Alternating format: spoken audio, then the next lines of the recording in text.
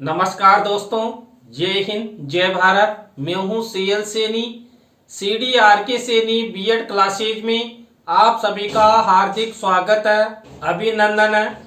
दोस्तों, हमारे चैनल के माध्यम से पाठ योजना निर्माण कार्यक्रम चलाया जा रहा है।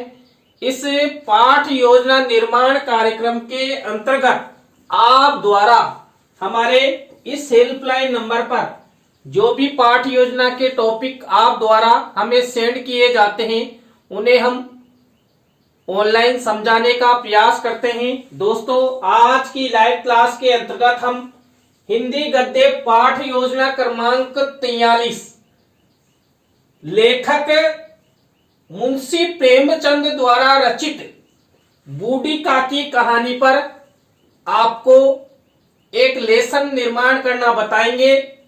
दोस्तों, यह टॉपिक मध्य प्रदेश से जितेंद्र नामक प्रशिक्षणार्थी ने यह हमें सेंड किया है। तो दोस्तों, आप सब बने रहें हमारे साथ, हमारे इस चैनल के साथ। दोस्तों, यहाँ पर जब हम हिंदी गद्य पाठ योजना का निर्माण करते हैं तो सबसे पहले शामपट पूर्ति का निर्माण करते हैं। शामपट पूर्ति के अंतर्गत हम विद्यालय का नाम, कक्षा, दिनांक, विषय, विधा, कालांश, कालांश का समय और बीच सेंटर में हमारे मुख्य प्रकरण का नाम लिखते हैं। मुख्य प्रकरण को अंडरलाइन करते हैं और इन्वर्टेड कॉमाज में बंद करते हैं। दोस्तों, शामपट पूर्ति के बाद हम उद्देश्य, विशिष्टीकरण और अपेक्षित व्यवहारगत परिवर्तन का फॉर्मेट बनाते हैं। दोस्तों, इस फॉर्मेट में हम 6 उद्देश्य लेते हैं और उनके विशिष्टीकरण और अपेक्षित व्यवहारगत परिवर्तन बनाते हैं। तो दोस्तों, यहाँ पर पहला उद्देश्य लिया जाता है ज्ञानात्मक। अब ज्ञानात्मक उद्देश्य का ध्यान रखते हुए और हमारे मुख्य प्रकरण को विशेष यहाँ पर महत्व दिया जाता है। तो यहाँ पर 1 से 2 विशिष्टीकरण और 2 से 3 अपेक्षित व्यवहारगत परिवर्तन हमारे द्वारा हमारी दैनिक पाठ योजना डायरी में इस फॉर्मेट में बनाए जाते हैं। इसी तरह दोस्तों, अवबोधात्मक उद्देश्य का ध्यान रखते हुए 1 से 2 विशिष्टीकरण और 2 से 3 अपेक्षित व्यवहारगत परिवर्तन हम इस तरह अपनी दैनिक पाठ योजना डायरी में बनाते हैं। इसी तरह दोस्तों, अभिव्यक्त्यात्मक उद्देश्य का ध्यान रखते हुए 1 से 2 विशिष्टीकरण और 2 से 3 अपेक्षित व्यवहारगत परिवर्तन हमारे द्वारा बनाए जाते हैं। इसी तरह दोस्तों, कौशलात्मक उद्देश्य से रिलेटेड 1 से 2 विशिष्टीकरण और 2 से 3 अपेक्षित व्यवहारगत परिवर्तन हम अपनी दैनिक पाठ योजना डायरी में बनाते हैं। इसी तरह दोस्तों, अभिरुच्यात्मक उद्देश्य से रिलेटेड 1 से 2 विशिष्टीकरण और 2 से 3 अपेक्षित व्यवहारगत परिवर्तन हमारे द्वारा बनाए जाते हैं। इसी तरह दोस्तों, अभिवृत्त्यात्मक उद्देश्य का ध्यान रखते हुए 1 से 2 विशिष्टीकरण और 2 से 3 अपेक्षित व्यवहारगत परिवर्तन हम अपनी दैनिक पाठ योजना डायरी में निर्मित करते हैं। तो दोस्तों, आपको इस तरह उद्देश्य, विशिष्टीकरण और अपेक्षित व्यवहारगत परिवर्तन का फॉर्मेट बनाना है। इस फॉर्मेट के बाद हम कक्षा शिक्षण सहायक सामग्री का फॉर्मेट बनाते हैं। दोस्तों, कक्षा शिक्षण सहायक सामग्री 2 प्रकार की होती है, सामान्य शिक्षण सहायक सामग्री और विशिष्ट शिक्षण सहायक सामग्री। दोस्तों, सामान्य शिक्षण सहायक सामग्री तो हमें मार्केट में रेडीमेड मिल जाती है, लेकिन जो विशिष्ट शिक्षण सहायक सामग्री होती है जिसके अंतर्गत हम चार्ट, चित्र, मॉडल, प्रतिकृति या स्लाइड का निर्माण करते हैं, तो वो हमें निर्मित करनी होती है। दोस्तों, यहाँ पर बूढ़ी काकी इस मुख्य प्रकरण पर हम चार्ट और चित्र का निर्माण करेंगे। दोस्तों, कक्षा शिक्षण सहायक सामग्री के बाद हम पूर्व ज्ञान का कॉलम बनाते हैं। पूर्व ज्ञान के कॉलम के बाद हम शिक्षण विधि प्रविधि का कॉलम बना देते हैं। तो दोस्तों, आपको यहाँ तक के फॉर्मेट इस तरह अच्छे से निर्मित करना है। दोस्तों, इसके बाद हमारा मुख्य लेसन प्लान शुरू होता है। दोस्तों, हमारे मुख्य लेसन प्लान का पहला शिक्षण बिंदु, पहला सोपान, पहली स्टेप, पहला चरण होता है प्रस्तावना। दोस्तों, इस प्रस्तावना शिक्षण बिंदु के अंतर्गत हम 3 से 5 प्रस्तावना के प्रश्न बनाते हैं। अंतिम प्रश्न समस्यात्मक होता है, प्रश्नों में तारतम्यता होती है, जिग जैग होता है, उत्तरों से ही प्रश्न बनाए जाते हैं। दोस्तों यहाँ पर ऐसे प्रश्न लिए जाते हैं जो छात्र छात्राओं के पूर्व ज्ञान पर आधारित हो, सरल हो, संक्षिप्त हो और बोधगम्यता के साथ साथ छात्र उनका उत्तर आसानी के साथ दे सके, ऐसे प्रश्न यहाँ पर लिए जाते हैं। दोस्तों बूढ़ी काकी प्रकरण पर मैंने प्रस्तावना की प्रश्न कैसे बनाए, यहाँ पर पहला प्रश्न देखिए, उड़ने वाले कुछ पक्षियों के नाम बताइए। तो उड़ने वाले पक्षी होते हैं तोता, मैना, चिड़िया, कौवा, चिल, गिद्ध आदि। अब दोस्तों इसी उत्तर से हमारा नेक्स्ट प्रश्न बनना चाहिए, तो बना हुआ है सोने की चिड़िया किस देश को कहा जाता था? उत्तर मिला भारत को। अब इसी उत्तर से हमारा नेक्स्ट प्रश्न बनना चाहिए, तो बना हुआ है भारत में लोग किस प्रकार के परिवारों में रहना पसंद करते हैं? तो दोस्तों भारत में एकल परिवार एवं संयुक्त परिवार का प्रचलन है, तो भारतीय लोग एकल एवं संयुक्त परिवारों में रहना पसंद करते हैं। अब दोस्तों इसी उत्तर से हमारा नेक्स्ट प्रश्न बनना चाहिए, तो बना हुआ है संयुक्त परिवार में चाचा, जिसे हम काका जी भी कहते हैं, तो काका की पत्नी हमारी क्या लगती है? तो हमारी चाची लगेगी या काकी के नाम से उसे जाना जाएगा। अब दोस्तों इसी उत्तर से हमारा नेक्स्ट प्रश्न बनना चाहिए, तो बना हुआ है लेखक मुंशी प्रेमचंद द्वारा रचित बूढ़ी काकी नामक कहानी के बारे में आप सब क्या क्या जानते हो? तो दोस्तों यहाँ पर ये अंतिम प्रश्न हमारा समस्यात्मक हो गया। यहाँ पर दोस्तों हमने उत्तरों से प्रश्न बनाए गए, प्रश्नों में तारतम्यता है, जिग जैग है, सभी प्रश्न सरल है, संक्षिप्त है और बोधगम्यता लिए हुए हैं। दोस्तों यहाँ पर हमने जो भी प्रश्न बनाए ये सब छात्र छात्राओं के पूर्व ज्ञान पर आधारित है। छात्र छात्रा इन प्रश्नों के उत्तर आसानी के साथ दे सकते हैं। तो दोस्तों आपको इस तरह प्रस्तावना के प्रश्न बनाने हैं।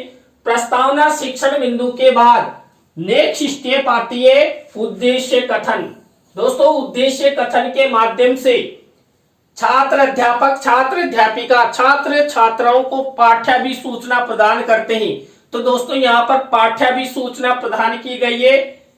बच्चों आज हम सब लेखक मुंशी प्रेमचंद द्वारा रचित बूढ़ी काकी नामक कहानी के बारे में विस्तार पूर्वक अध्ययन करेंगे। तो दोस्तों प्रस्तावना उद्देश्य कथन के बाद हमारी नेक्स्ट स्टेप आती है पाठ प्रस्तुतिकरण की, लेसन प्रेजेंटेशन की। दोस्तों पाठ प्रस्तुतिकरण के अंतर्गत ही जो भी लेसन प्लान की प्रक्रियाएं संपन्न होती है वो सब इसी में ही होती है। तो दोस्तों यहाँ पर जो छात्र अध्यापक, छात्र अध्यापिका होते हैं ये छात्र छात्राओं को निर्देशित करते हैं कि आप सब अपनी अपनी हिंदी पाठ्य पुस्तक खोलो और उसमें बूढ़ी काकी नामक पाठ को देखो कि ये कौन सी पृष्ठ संख्या पर है। तो छात्र छात्रा, छात्र अध्यापक, छात्र अध्यापिका के निर्देश के अनुसार हिंदी पाठ्य पुस्तक को खोलते हैं और उसमें बूढ़ी काकी नामक कहानी को देखते हैं कि ये कौन सी पृष्ठ संख्या पर है। तो दोस्तों यहाँ पर प्रस्तावना, उद्देश्य कथन और पाठ प्रस्तुतिकरण के बाद हमारी नेक्स्ट स्टेप आती है आदर्श वाचन की। दोस्तों यहाँ पर आदर्श वाचन के अंतर्गत जो छात्र अध्यापक, छात्र अध्यापिका होते हैं ये विषय वस्तु का आदर्श वाचन छात्र छात्राओं के समक्ष करते हैं। अब यहाँ पर छात्र अध्यापक, छात्र अध्यापिका कौन सी विषय वस्तु का आदर्श वाचन करेंगे? दोस्तों यहाँ पर हमारा मुख्य प्रकरण है बूढ़ी काकी। अब बूढ़ी काकी प्रकरण में जो विषय वस्तु लेंगे, देखिए यहाँ पर बूढ़ी काकी पाठ बहुत बड़ा है लेकिन हम लेसन के हिसाब से इस बूढ़ी काकी पाठ को छात्र छात्राओं को पढ़ाएंगे। तो यहाँ पर जितने भी अंतरा या चैप्टर हमने लिए उन्हीं का आदर्श वाचन छात्र अध्यापक, छात्र अध्यापिका द्वारा किया जाएगा।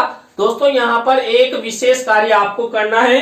कौन सा? शिक्षण सहायक सामग्री के कॉलम में इस तरह रंगीन मिनीचर बनाना है और बूढ़ी काकी कहानी की विषय वस्तु लिख देना है। जितने भी चैप्टर आपने लिए उतने ही। देखिए मैंने भी यहाँ पर बूढ़ी काकी कहानी की विषय वस्तु लिए और उसको लिखकर फोल्ड करके और यहाँ पर शिक्षण सहायक सामग्री के कॉलम में चस्पा कर दिए। अब आपको दिखाई नहीं दे रही है ना, दिखाई देगी क्योंकि हमारे पास ये दिखाने वाला जादू का पेन है। ये हमने विदेश से मंगवाया है और इसकी कीमत भी बहुत हाई है, तो ये इसी काम का है। तो यहाँ पर देखिए आपको ये बूढ़ी काकी कहानी की विषय वस्तु आपको दिखाई दे रही है। दोस्तों यहाँ पर मैंने 2 चैप्टर लिए हैं, आपको भी इस तरह 1 या 2 चैप्टर लेकर लेसन निर्माण करना है। दोस्तों जो ये टोटल कहानी है इसको कंटिन्यू रखते हुए हम 3 या 4 लेसन प्लान में पूरी कर देंगे। तो इसके आगे की जो विषय वस्तु है वो हम नेक्स्ट लेसन प्लान में लेंगे। तो दोस्तों आप स्क्रीनशॉट ले लीजिए। इस तरह आपको बूढ़ी काकी कहानी की विषय वस्तु को रंगीन मिनीचर पर लिखकर फोल्ड करके और जो शिक्षण सहायक सामग्री का कॉलम है उसमें चस्पा करना है। तो दोस्तों आदर्श वाचन के बाद नेक्स्ट स्टेप आती है अनुकरण वाचन की। दोस्तों अनुकरण वाचन किया जाता है छात्र छात्राओं द्वारा। निर्देश कौन देता है? छात्र अध्यापक छात्र अध्यापिका देते हैं। अब कौन सी विषय वस्तु का अनुकरण वाचन करते हैं? जो अभी हमने आदर्श वाचन के समय जो विषय वस्तु काम में ली थी ना, उसी का अनुकरण वाचन छात्र छात्राओं द्वारा किया जाता है। तो दोस्तों अनुकरण वाचन की स्टेप इस तरह फॉर्मेट में आपको नियमित करनी है। इसके बाद हमारी नेक्स्ट स्टेप आती है अशुद्धि संशोधन की। दोस्तों अशुद्धि संशोधन के इस फॉर्मेट में आपको एक विशेष कार्य करना है। आपको श्यामपट्ट कार्य वाले कॉलम में इस तरह ब्लैक शीट का निर्माण करना है और सिल्वर कलर के पेन से ये फॉर्मेट बनाना है। तो देखिए यहाँ पर अशुद्ध शब्द और शुद्ध शब्द। दोस्तों यहाँ पर जो अनुकरण वाचन के समय छात्र छात्राओं द्वारा जो अशुद्ध पढ़ा जाता है, उच्चारण गलत किया जाता है, उनका यहाँ पर शुद्धिकरण करवाया जाता है। तो इस तरह का फॉर्मेट आपको अशुद्धि संशोधन की स्टेप में बनाना है। अशुद्धि संशोधन के बाद नेक्स्ट स्टेप आती है काठिन्य निवारण। दोस्तों यहाँ पर बूढ़ी काकी कहानी में हमने जो विषय वस्तु ली थी, उस विषय वस्तु में से कोई कठिन शब्द है या व्याकरणिक दृष्टि से अति महत्वपूर्ण शब्द है, ऐसे शब्दों को यहाँ पर काठिन्य निवारण में लिया जाता है। तो दोस्तों यहाँ पर आपको एक विशेष कार्य करना है। श्यामपट्ट कार्य वाले कॉलम में क्या करना है? इस तरह का फॉर्मेट बनाना है। तो दोस्तों यहाँ पर ब्लैक शीट का निर्माण किया गया है और सिल्वर कलर के पेन से शब्द अर्थ विधि प्रविधि और प्रयोग इस तरह का फॉर्मेट बनाना है। तो यहाँ पर 7 से 8 शब्द लिए जाते हैं। आपको भी इसी तरह काठिन्य निवारण का फॉर्मेट बनाना है जिससे छात्र छात्राओं के शब्द भंडार में वृद्धि हो और छात्र छात्रा व्याकरणिक दृष्टि से मजबूत हो। जितना अच्छा आप काठिन्य निवारण करेंगे, छात्र छात्राओं में उतने ही अच्छे कौशल विकसित होंगे। इसके बाद नेक्स्ट स्टेप आती है सारांश कथन की। दोस्तों छात्र अध्यापक छात्र अध्यापिका द्वारा जो हमने यहाँ पर बूढ़ी काकी कहानी लिए, इसका सारांश कथन किया जाता है। अब यहाँ पर छात्र अध्यापक छात्र अध्यापिका चित्र के माध्यम से भी सारांश कथन कर सकते हैं। तो सारांश कथन में जो विषय वस्तु छात्र अध्यापक छात्र अध्यापिका द्वारा बोली जाती है, उसको शिक्षण सहायक सामग्री के कॉलम में इस तरह रंगीन मिनीचर पर चस्पा कर देते हैं। तो यहाँ पर देखिए दोस्तों मैंने ये बूढ़ी काकी कहानी का सारांश लिखा है। आपको भी इसी तरह लिखकर शिक्षण सहायक सामग्री के कॉलम में चस्पा कर देना है और चित्र के माध्यम से आप सारांश कथन आसानी के साथ छात्र छात्राओं के समक्ष प्रस्तुत कर सकते हैं। इसके बाद नेक्स्ट स्टेप आती है बोध प्रश्न। दोस्तों हमने यहाँ पर बूढ़ी काकी कहानी की जो विषय वस्तु लिए, उसी में से ये बोध प्रश्न उत्तर हमारे द्वारा बनाए जाते हैं। बोध प्रश्नोत्तरों के बाद नेक्स्ट स्टेप आती है हमारी मौन वाचन की। दोस्तों मौन वाचन किया जाता है छात्र छात्राओं द्वारा। निर्देश कौन देता है? छात्र अध्यापक, छात्र अध्यापिका। तो मौन वाचन का आपको इस तरह का फॉर्मेट बनाना है। मौन वाचन के बाद नेक्स्ट स्टेप आती है विचार विश्लेषणात्मक प्रश्नों की। दोस्तों, विचार विश्लेषणात्मक प्रश्नों के अंतर्गत हम क्यों और कैसे वाले प्रश्न बनाते हैं, यानी एक से अधिक पंक्तियों वाले, यानी कि छात्र उन पर विचार करें, ऐसे प्रश्न यहां पर बनाए जाते हैं। तो मेरे द्वारा भी ये विचार विश्लेषणात्मक प्रश्न बनाए जाते हैं। दोस्तों, यहां पर विचार विश्लेषणात्मक प्रश्नों के बाद हमारी नेक्स्ट स्टेप आती है कौन सी?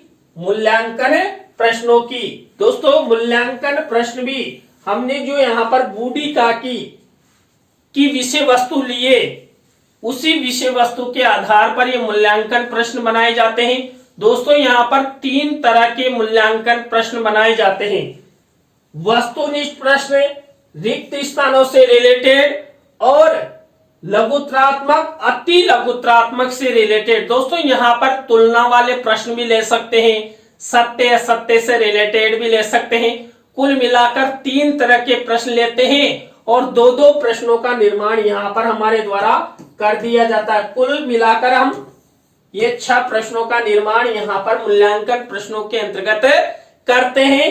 तो यहां पर आपको इस तरह मूल्यांकन प्रश्न बनाना है। मूल्यांकन प्रश्नों के बाद नेक्स्ट स्टेप आती है गृह कार्य की। दोस्तों, यहां पर हम छात्र छात्राओं को 1 या 2 निबंधात्मक प्रश्न छात्र छात्राओं के लेखन कौशल के विकास हेतु होमवर्क के रूप में दे देते हैं। तो दोस्तों, यहां पर देखिए मैंने 2 निबंधात्मक प्रश्न होमवर्क के रूप में दिए हैं। तो दोस्तों, आज की लाइव क्लास के अंतर्गत हमने हिंदी गद्य पाठ योजना क्रमांक 43 के अंतर्गत लेखक मुंशी प्रेमचंद द्वारा रचित बूढ़ी काकी नामक पाठ पर फर्स्ट लेसन प्लान निर्माण करना आपको बताया। नेक्स्ट लेसन प्लान भी शीघ्र आने वाला है। तो दोस्तों, आज का लेसन प्लान, आज की लाइव क्लास आपको कैसी लगी कमेंट्स में हमें जरूर बताएं। अच्छी लगी हो तो लाइक करें, कमेंट्स करें और इसी तरह हमारे चैनल का सपोर्ट बनाए रखें। दोस्तों, आप हमारे चैनल का सपोर्ट बनाए रखेंगे तो आप द्वारा हमारे इस हेल्पलाइन नंबर पर जो भी पाठ योजना के टॉपिक हमें सेंड किए जाते हैं, हम आपसे बातचीत करने के तत्पश्चात शीघ्र बनाने का प्रयास करेंगे। तो दोस्तों, आज की लाइव क्लास में बस इतना ही। न्यू लाइव क्लास के साथ हम आपसे फिर मिलेंगे CDRK सैनी बीएड क्लासेज में CL सैनी के साथ। जय हिंद, जय भारत, राम राम सा।